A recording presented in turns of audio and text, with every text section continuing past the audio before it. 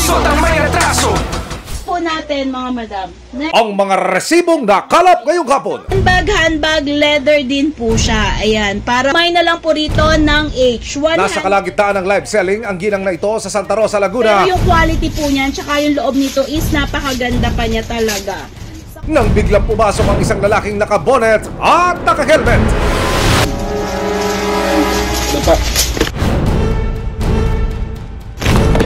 Tinaob ng lalaki ang cellphone pero dinig pa rin sa live video ang pagpapadapa niya sa mga biktima. Sumunod namang pinahubad ng lalaki ang mga alakas ni live seller at kasama niya sa bahay. Barangay na nga lahat. Barangay na lahat. Wala po kami pera, kuya. Barangay na, please. Gusto ka doon. Puputokan kita. Nakuha pa silang pagbantaan ng kabataan. Dapa. Eto po, kuya. Bracelet. Teka lang po. Sa sobrang takot ng ginang, Ako, yan. Batakin niyo na lang po. Ayan po. Tingnan natin sa inyo. Kuya, hindi po matanggal o nakaano po, kailangan po. Ayan po, kuya. Wala na po, ayun na. Nagkasakay sa lang. Ay, sige po. pati mga live viewers, shock na shock. Pagkatapos nito ay kinuha rin ng suspect ang cellphone na ginamit sa pagla-live at mabilis na itong umeskapo. Sa labas, nag-aabang na pala ang isa pang lalaking kasabwat niya na sakay ng motorsiklo. Pero hindi tumigil ang PNP Santa Rosa at ang mga tanod ng barangay dito para matuntol ang mga suspect. Black? Mapanagot kaya sila sa ginawang pang-hold up live? Barangay. Puputokan kita. Please. Isang lugar sa Malolos, Bulacan, kakaiba raw ang trip ng ilang kabataan. Ang hawak nila mga bote, imbis na inumin, inaamoy. May pagkakataon rin daw na nasasangkot sila sa riot at gulo, pero kung minsan, level up pa.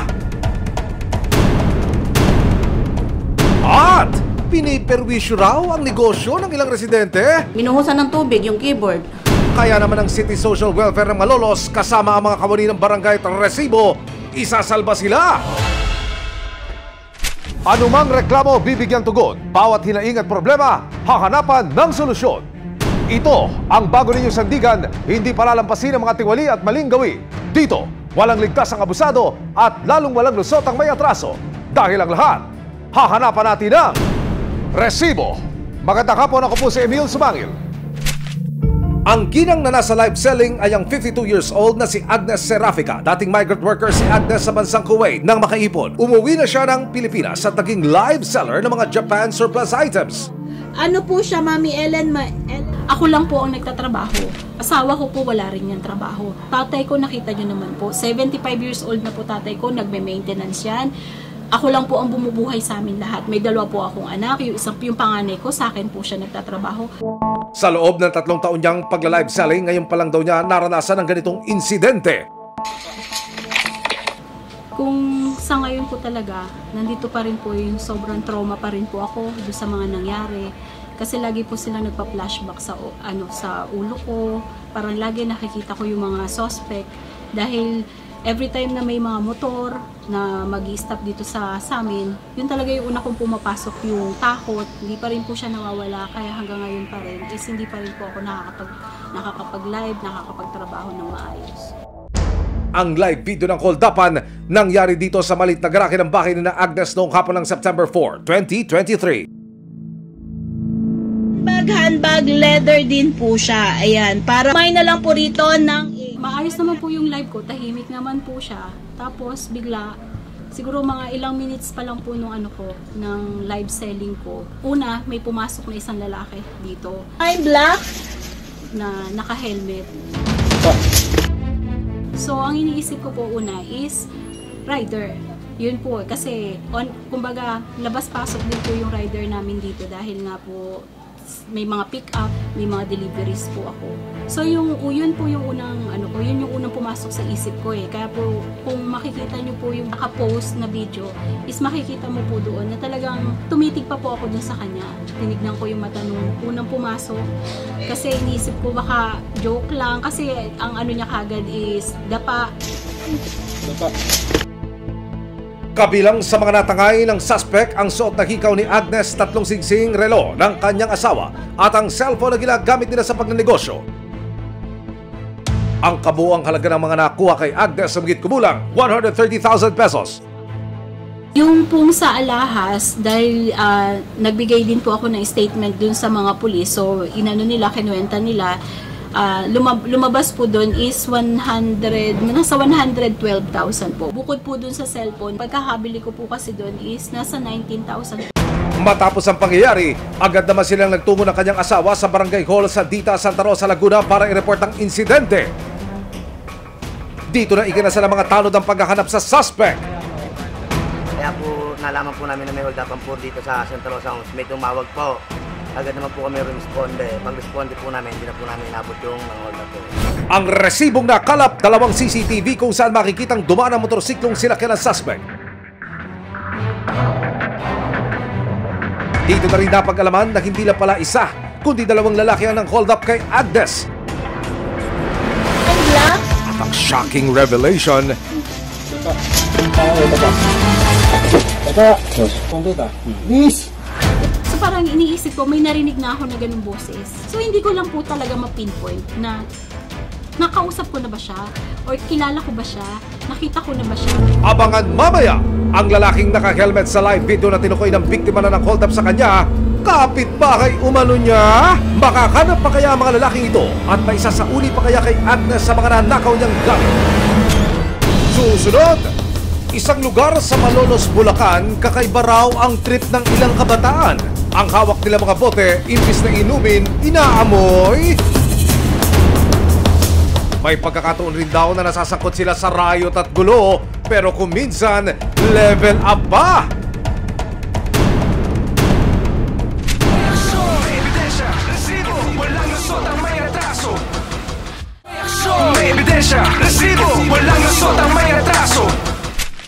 Ang ilang mga kabataan sa isang barangay sa Malolos, Bulacan, tila napabayaan pero hindi sa kusina kundi sa langsangan.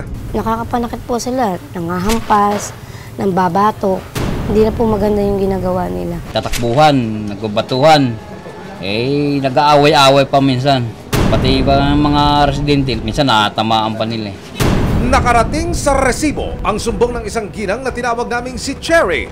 Ayon kay Cherry, lumalaking notorious na raw sa kanilang lugar ang ilang mga kabataan. Rumble dito, rumble doon. Maiingay po, magugulo po. Pero ang mas nakakatakot, delikado na raw ang trip ng mga batang ito. Kwento ni Cherry, September 4, tinutukan daw ng kutsilyo ng ilang kabataan ang kanyang 10 taong gulang na anak. Pinalibutan po nila yung anak ko. May dala pong kutsilyo. Kaya naman si Cherry nag-aalala para sa kaligtasan ng anak. Ngayon, sumusobra na po sila. Kasi may kutsilyo na po. Siyempre, buhay po nung anak ko yung nakaano doon. Hindi naman na po may babalik yung kung sakaling makapinsala sila ng ibang tao. At pati isang computer shop, pinasok at ginulo raw nila. O kahit hindi namin sila may napapasok, pumapasok pa din, tas galit sila, pinagmumura nila ako. Bakit nga ba tila naligaw ng landas ang bata? Sinong nanay nyo? Sinamakan ng resibo si Cherry para kumpirmahin ang kanyang sumbong. Pagdating sa lugar, sa katanghaliang tapat, isang bata ang nabidyohan namin na may hawak na bote. Pero sa halip na inumin, ikinagulat naming sinisinggot niya ang laman. Bukod sa kanya, isa pang batang lalaki ang naispata namin. May hawak din na bote ng soft drinks. Pero sa halip na sa bibig ilagay, sa ilong niya inilalagay ang bote. At tila nilalangap ang laman. Mga bata, ba't yan? Sa gilid naman ng kalsada, isang bata ang nakaupo. Isang plastic din ang kanyang pinagtripan. Sa isa pang kuha ng aming team, makikita na ang lalaking nakaputi may hawak din bote ng soft drinks. Pero tulad ng ibang bata, sa halip na iniinom, inaamoy. Kahit araw, lantaran po talaga. Makalipas ang ilang minuto, nakababakalang tila iba na ang trip ng mga batang ito. Sakitan? Susunod, mga batang pasaway, parents needed sa barangay. Ayun sila, yun sa tricycle. Maginawa mo. Ang pagsagip sa kanila, tutukan. Ang lalaking naka-helmet sa live video na tinukoy ng biktima na ng hold up sa kanya, Kapitbahay umano niya? Makakahanap pa kaya ang mga lalaking ito at maisasauli pa kaya kay Agnes sa mga nanakaw niyang gamit?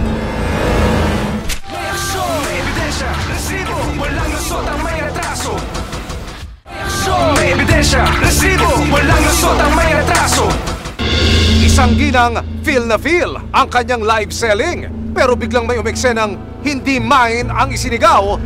Taas ang kamay! Inay ko po! Ang live selling naging live hold up? Handbag, leather din po siya. Ayan, para may na lang po rito ng... Ang isang seller ng bag sa Laguna, nako, hinold up habang nasa live.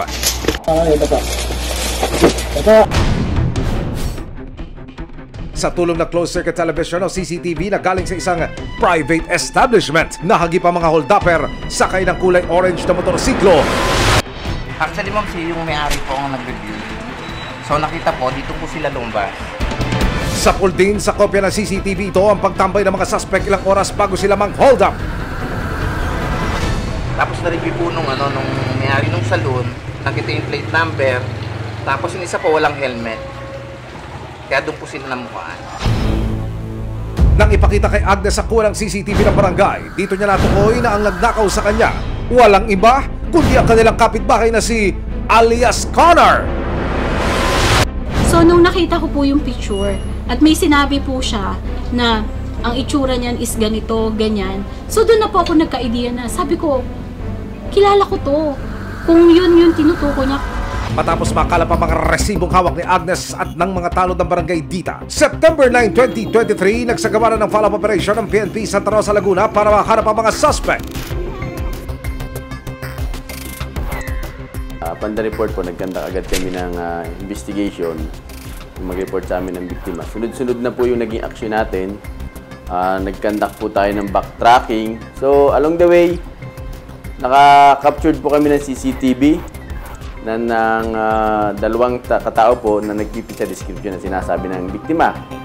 So, and nag-forward tracking po kami CCTV. Umabot pa kami hanggang makakuha po kami ng mga CCTV na nakuha po namin yung plaka ng motor.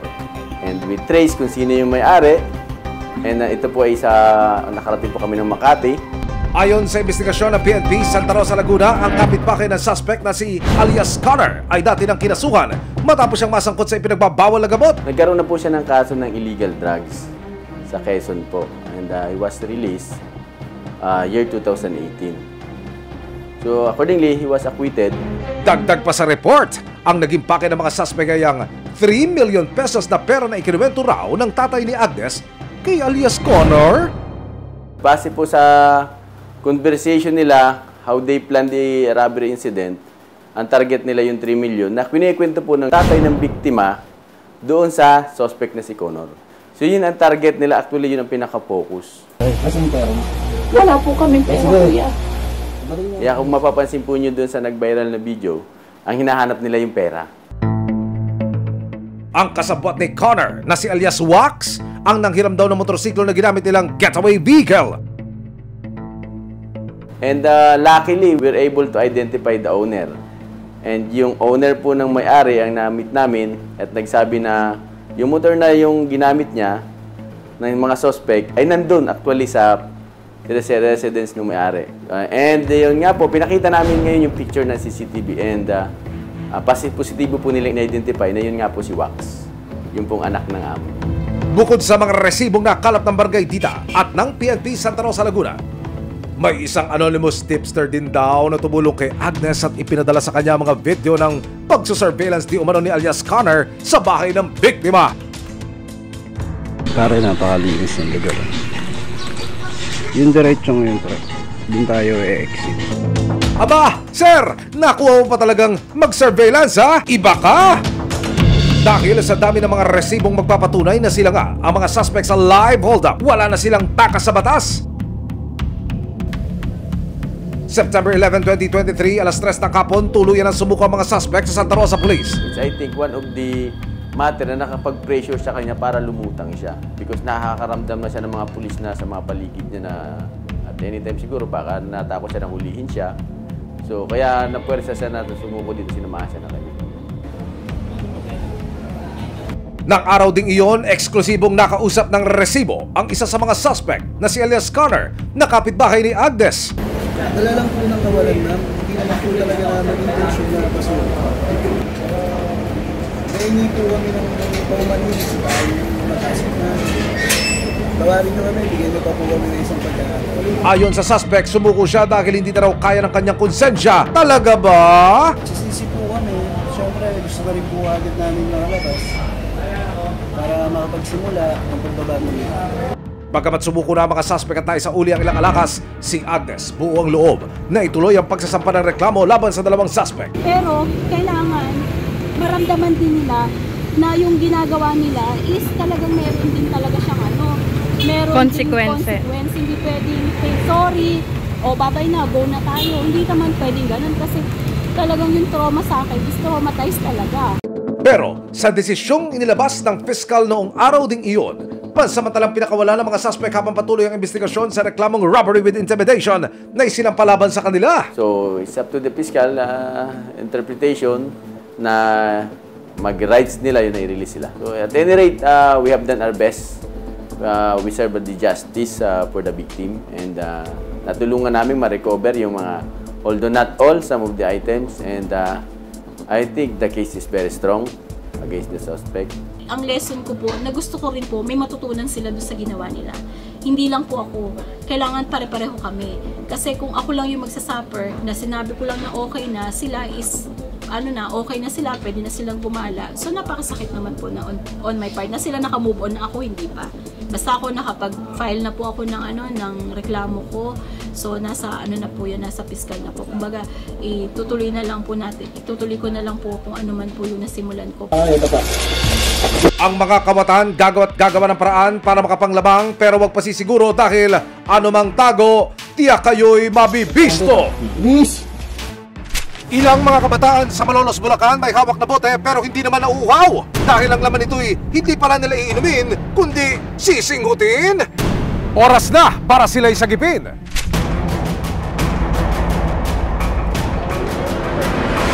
Ang ilang mga kabataan sa isang barangay sa Malolos, Bulacan tila napapariwaraan ng landas. Mula umaga hanggang gabi, langhap sarap. Itinago namin sa mga pangalang Denver, Mac at Darren ang mga batang nakuna ng video. Pati ang mismong kagawad ng barangay minsan na rin inireklamo ang batang si Denver. Ang problema, ultimo raw magulang ni Denver, iniindyan sila sa tuwing ipatatawag sila sa barangay. Pagtalikod ko po, binato niya ako ng bote ng pinasundo ko po yung nanay. Ang sagot daw po nung nanay, dun sa pinasundo kong tanod, kung sino daw po yung may kailangan, siya ang lumapit. Isinangguni namin sa City Social Welfare Development Office o CSWD ng Malolos ang reklamo ni Cherry. Yung anak ko po na nagsumbong lang at nagturo yung anak ko na sila po ang gumawa. Pinag-initan po nila, pinag-ikutan po nila. Bali yung isa po may hawak na kutsilyo, yung isa po may hawak na tubo. Ipinakita rin namin sa CSWD ang nakuna naming video ng mga bata. Hindi na nga nagpatumpik-tumpik pa ang mga kawani ng City Social Welfare and Development Office. Kasama ang CSWD at ang nagre-reklamong si Cherry. Idinulog namin sa barangay ang sumbong ni Cherry. Maging ang barangay, aminado na sumusuko na sila sa dami ng kinasasangkutang gulo ng mga bata sa kanilang lugar. May mga pagkakataon po talaga na nahuhuli naman. Kaya nga lang po, kapag alam naman natin minor, pag pinatawag po namin yung mga magulang, karamihan po talaga hindi pumupunta yung nanay. Hindi naman daw sila nagkukulang sa pagbabantay. Ang problema, pag marami na sila doon, nag-iipon-ipon na, papaikutan po yun sa tanod. Pag umikot na yung tanod namin, tatawid sila sa kabila, which is center side. So hindi naman namin pwedeng mapasok. After noon, ikot na ka na. Maya-maya, magpabalik ka na naman sila. Isang rescue operation ang pinlano ng CSWD at ng barangay bago sumugod. Nandiyan po ba yung mga bata?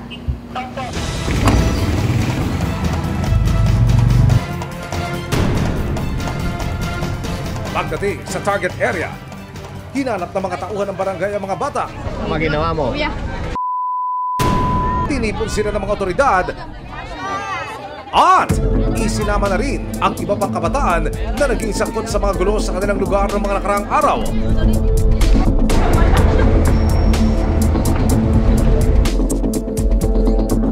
Pagdating sa barangay, isa-isa silang kinausap ng CSWD. Nag-aaral ka? Minto po. Anong mong grade? 6 po. Ilan kayo kapatid? Oo nga, kung nag-aaral naman siya. Kasi bata pa, sabi pa lang po, binigay na ako. Yung iba doon ay may mga record na.